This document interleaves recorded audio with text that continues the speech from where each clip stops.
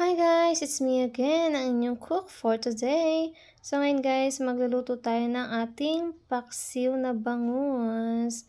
So guys, dito makikita nyo kung ano yung mga ingredients natin gagamitin. Unang-unang bangus, garlic, ginger, onion, tomato, chili, vinegar, salt, MSG pepper, ang palaya ng ating eggplant. Kayo ba guys, naglalagay kayo ng tomato sa inyong paksiw? So yan guys, so simulan na natin kung paano tayo magluto ng ating homemade paksiw na bangus. So, ano natin ilagay guys ang ating bangus. Ilagay lang natin siya ng isa-isa sa ating pan. Ayan, isa-langsang lang natin siya ng maayos dyan. So, maganda siyang tingnan. So, ayan guys, pagkasyahin natin siya sa maliit kong pan. Ayan, last one.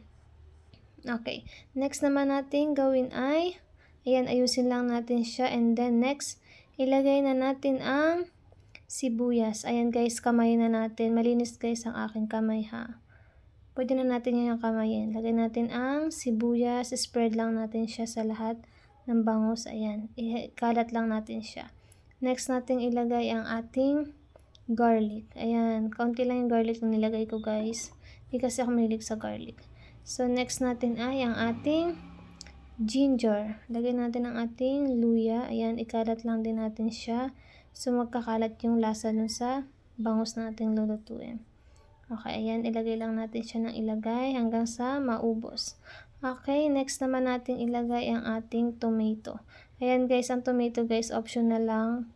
Madami kasi akong tomato dito sa akin. So, nilagyan ko na lang baka kasi masayang. So, alam ko hindi ito nilalagyan ng kamatis. But nilagyan ko siya. Tinry ko lang.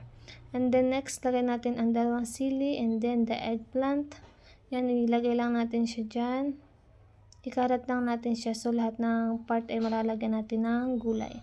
So, pagkatapos ng talong, lagay naman natin ang ampalaya. Ayan. Alam ko hindi lahat ng tao dito ay kumakain ng ampalaya. But ampalaya is the best for you guys.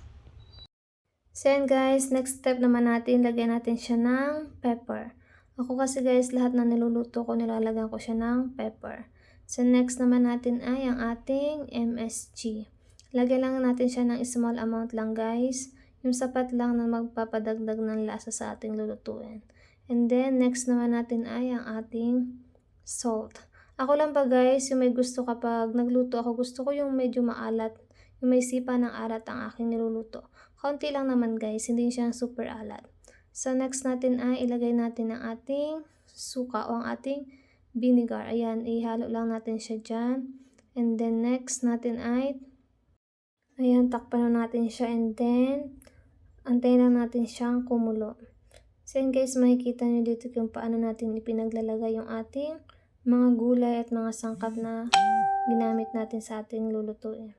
Ayan, antayin lang natin siyang kumulo. Tulad nito, ayan, kumukulo na siya guys. Antayin na lang natin siyang matuyan ng kanyang sabaw. So, ayan. Pakita ko sa inyo close-up ng ating niluluto. Ganda na guys, diba? So, ayan guys, ito na yung malapit na siya maluto. Malapit na maubos ang kanyang sabaw. Ako lang pa guys yung may gusto na medyo tuyo ang aking paksiw. Ayoko kasi guys yung masyadong masabaw. So, ayan guys, ito na yung ating finished product ng ating paksiw na bangus. I hope you like it guys. Bili na kayo guys ng ingredients ninyo. Luto na din kayo ng ating paksiw na bangus. Hindi kayo magsisisi. Bye!